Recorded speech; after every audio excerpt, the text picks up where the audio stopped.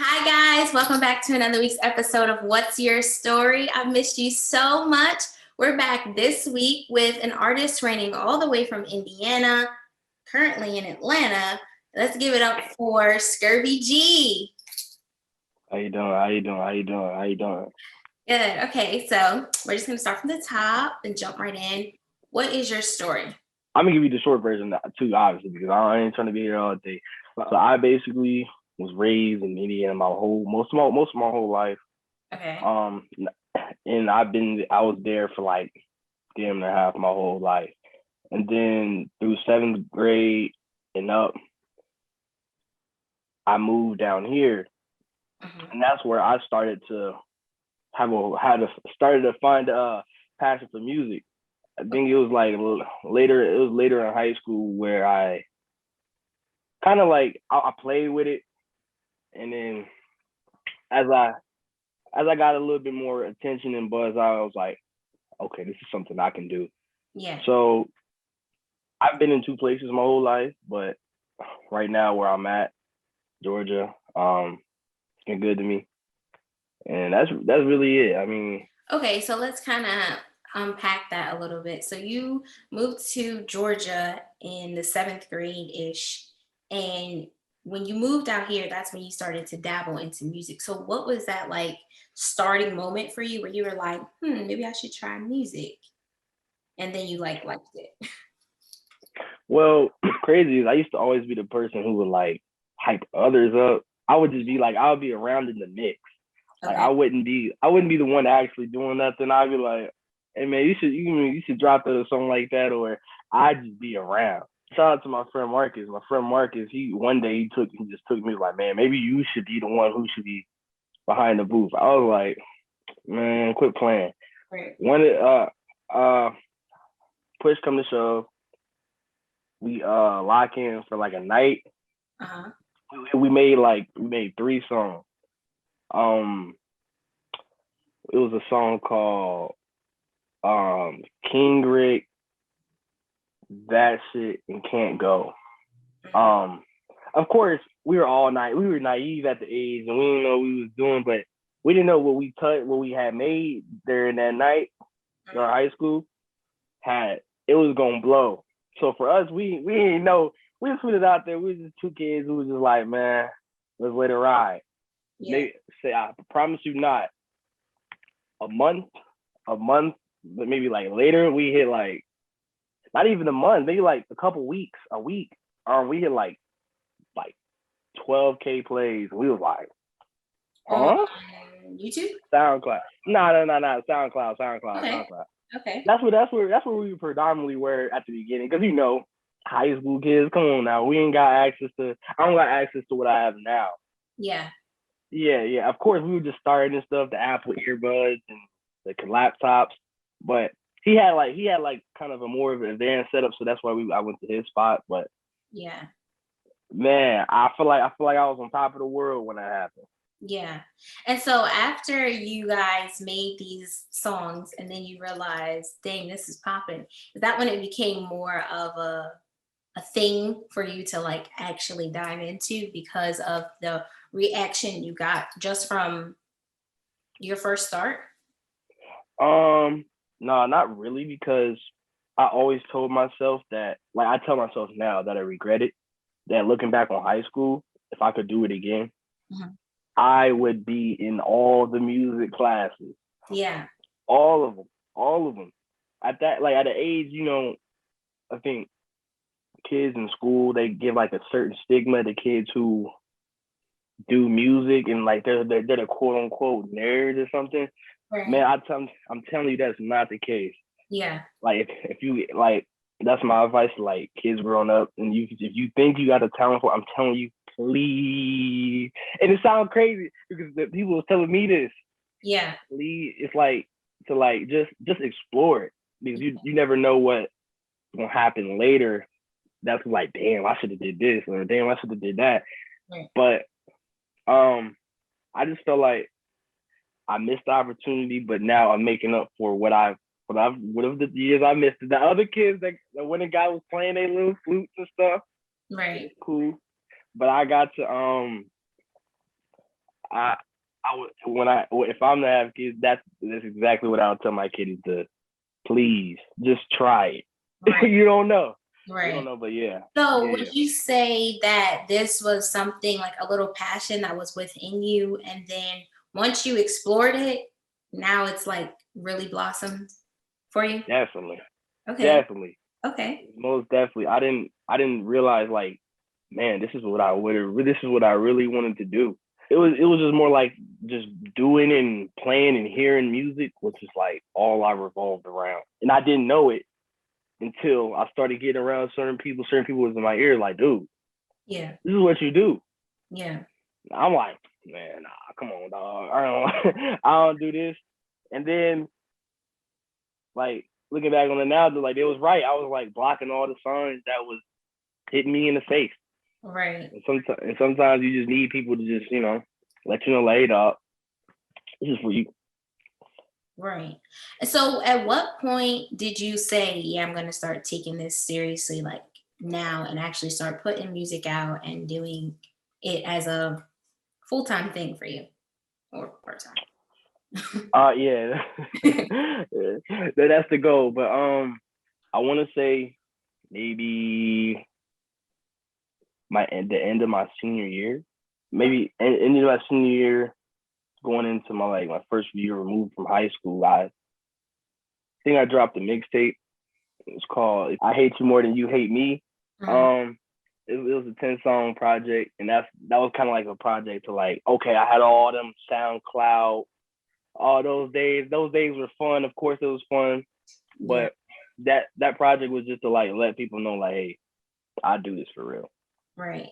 Okay. Yeah. And so, because we know you're only 19, Yes.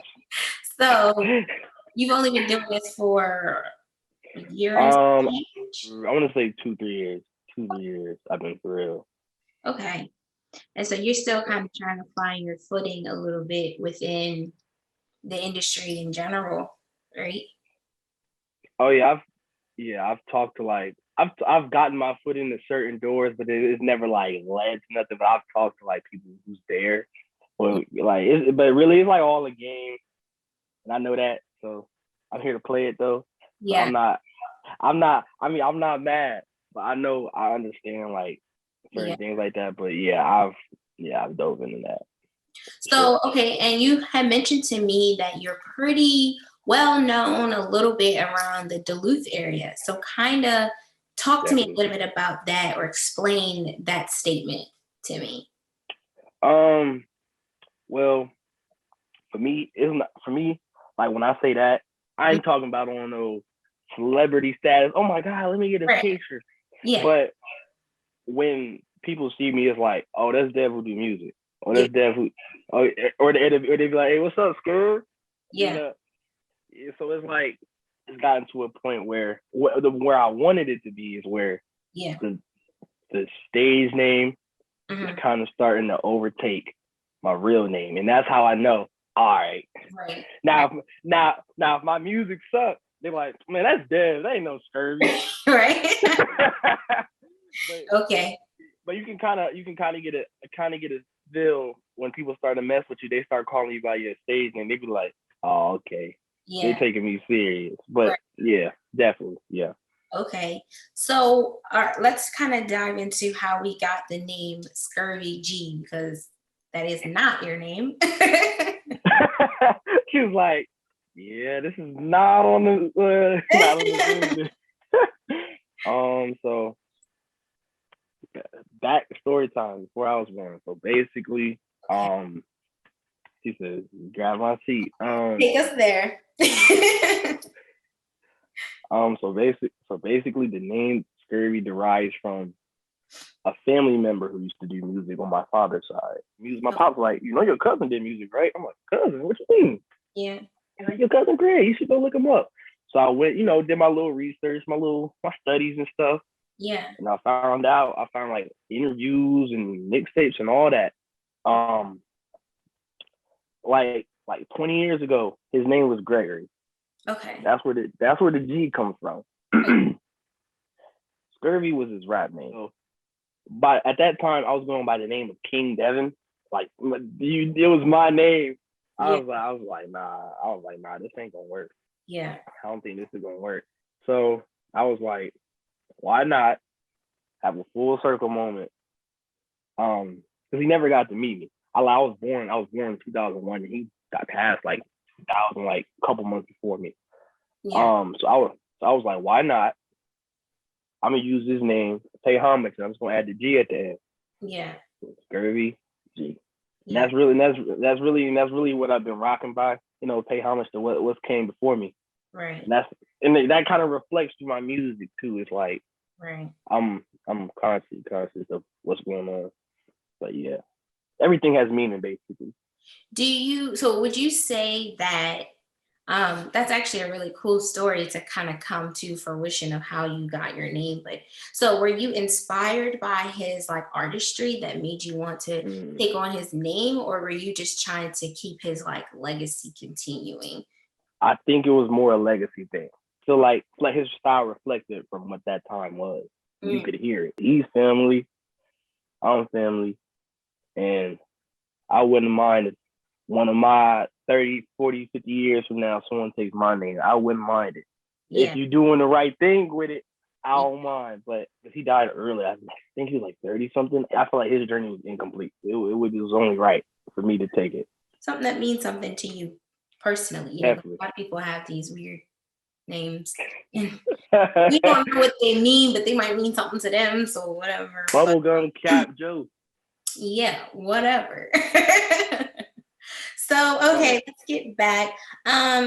So I kind of want to talk about two things, but I'm going to rewind. I want to talk about the strides that you think you're currently taking to progress yourself, but I also want you to kind of break down the demographic of Duluth, like, because most people don't know Duluth, Georgia, and how would you kind of explain the area to how you've impacted it with your music? Coming from where I live, because when I moved here in 7th grade, I didn't come straight to Duluth. I was in Lawrenceville. It's a little different from here. Lawrenceville was like heavily Hispanic, Black,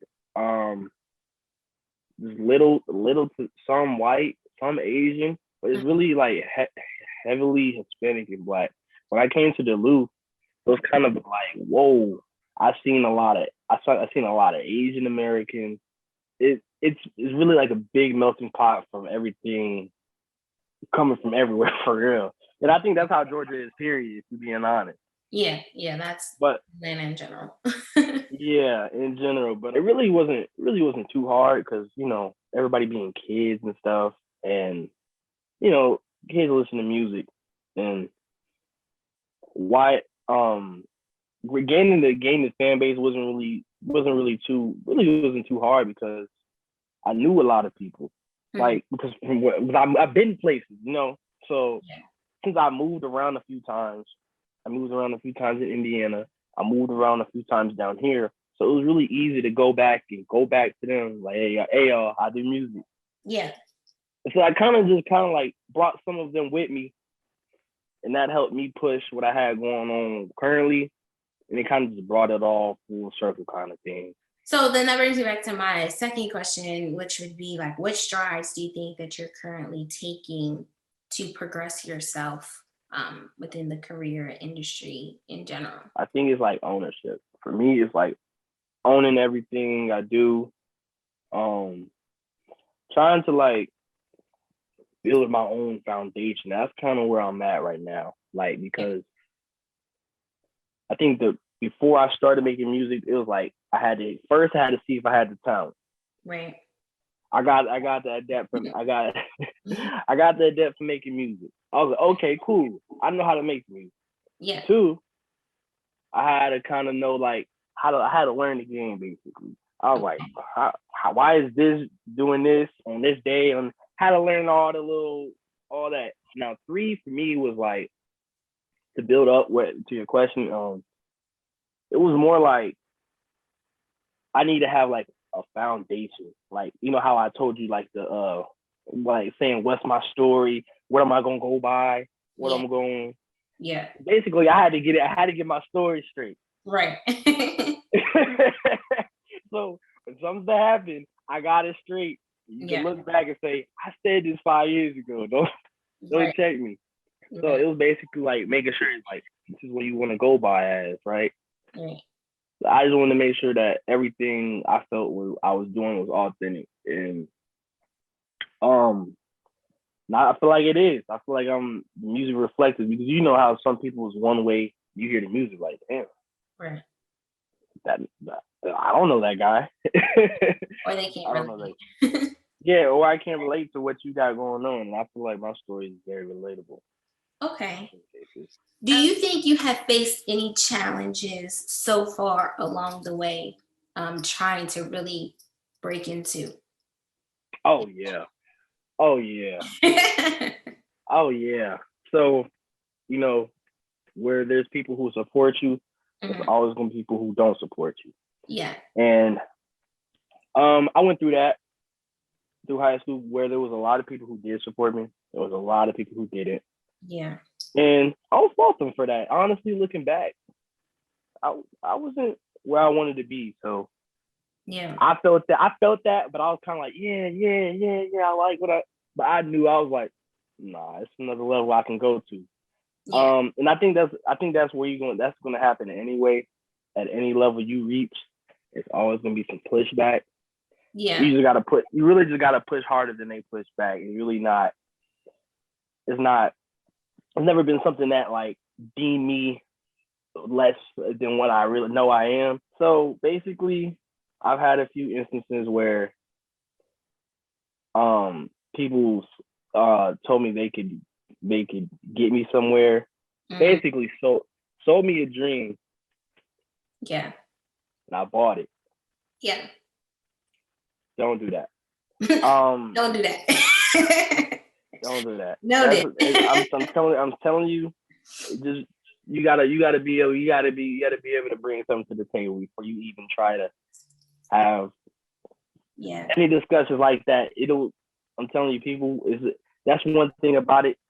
Music business is a predatory business, and if you don't know what you're doing, You will get taken they advantage of. they will take advantage. And really, I was more so happened on two occasions, man. They be slick with it. Now I know how to catch it. I Okay. know how to catch it now, but of course, I was naive, Right.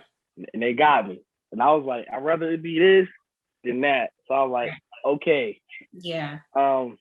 But I'm glad it happened to me those two times. I'm glad it happened to me now than later. Yeah. The dollar amounts gonna be way different. I'm not gonna like it. Yeah. No, agreed. You Yeah. might be like, oh yeah, I'm an A&R for such and such. They got like 5 followers. I'd be like, okay, Okay. okay. I hit them with the infamous line, "What's your favorite song?" Yeah. Yeah. then the conversation start right there. So I kind of know how to catch it now. But Yeah. yeah, I would say be careful. People will try and will take advantage of it. And I think that's probably anything who Yeah. newcomers coming up, it would definitely try to eat you alive. Yeah. If you're not smart, it will get you. It will get you, trust me. But yeah. Because Atlanta is very scammy. So you really gotta Ooh. watch out for them, sheep and wolf in sheep's clothing or whatever the saying is, because No, yeah, they definitely. especially if you're not from around here and you're new and you're trying to chase the dream, and then you got all these people like, oh, I could do this for you, I could do that for you. Mm-hmm. And so just give me this dollar amount, give me that. And then you're like, oh, okay. And then before you know it, you're like sitting here dead broke, no place to live. Like, what the heck? And yeah, it's pretty wild out here. So that's great advice for people. Just be aware. Yeah, yeah. Please be aware, and please build up your foundation so heavy that you have weight to negotiate with. Yeah. Because Yeah. when you don't have nothing to negotiate with, they'll be like, oh, I got this, you don't got that. I can get you here. Like, nah, nigga, I got the same shit you got. What can you offer me? Exactly. That's when you meet them at a level like, oh, what can you do for me? Right. What you mean? Exactly. Already did this, but yeah, just make sure you got something to bring to the table when you negotiate. Yeah. And you won't get messed over. So, What is the goal for you? Are you looking to be more like an independent artist, sign on a label, have a team? Like, what is that plan looking like for you, if you have one? She said she had one. Nah, I've had a plan. I've had a plan for a while now. It's not really like a distinct A, B, C, D type of plan, but I have like an idea of what I like to do. Yeah, I know the perks of being independent. I know the perks of being with a label. yeah, I feel if there's a way possible to be somewhere in the middle, like somewhere where it's not, somewhere where it's not like I'm fully independent because, of course, I want to get my music out there, yeah, but not so where I'm stricken and a slave to something because this is something I love to do. So right, I don't want it. I don't want it to not be fun anymore because of contractual agreements. right. So if I can find a happy medium, I'd be happy. But I'm pretty sure as I get older and as my music matures, my Mhm. mindset might change a little bit. So that's me today. I don't know what's gonna be me 5 years from now. Yeah. Okay.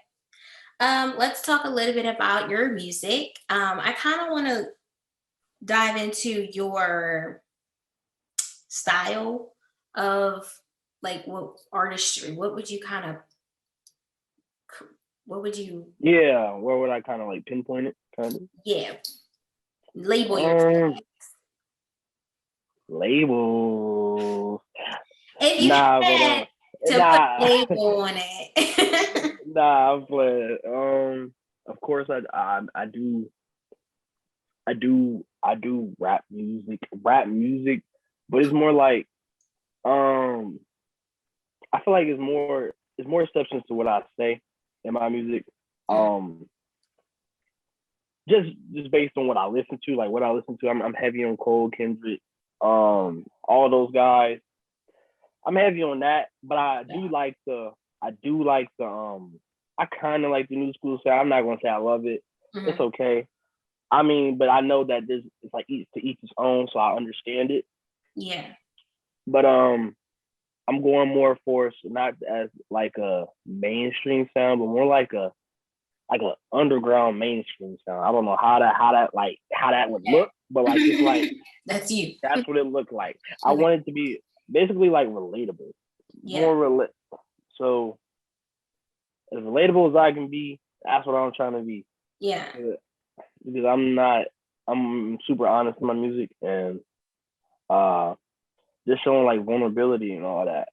I think um my music is I would say I'm just telling a different perspective of the coin. That's it. I really just want to I'll show somebody a different perspective because everybody gets this same copy and paste perspective, Hmm. and I just want to tell my side of it. Basically, that's it. Yeah. Okay. Are there any projects or anything you want to talk about in particular with your music?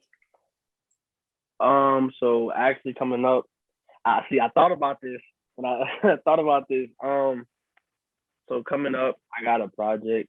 It's gonna be a small little like because I've been gone since I think the last time I've dropped is November Hmm. um November last year, Hmm. and I haven't dropped anything this year, and I'm coming out with a project called Circa. Um, it's gonna be like a short album. Okay. It's basically this is like kind of post quarantine, but you know Georgia ain't really been in quarantine the whole Right. quarantine, so Right. so it's like, but it's kind of like Circa's album Circa. What I'm coming out with is basically uh just like all my thoughts through uh quarantine and stuff like that. And it's just kind of like me reflecting, Hmm.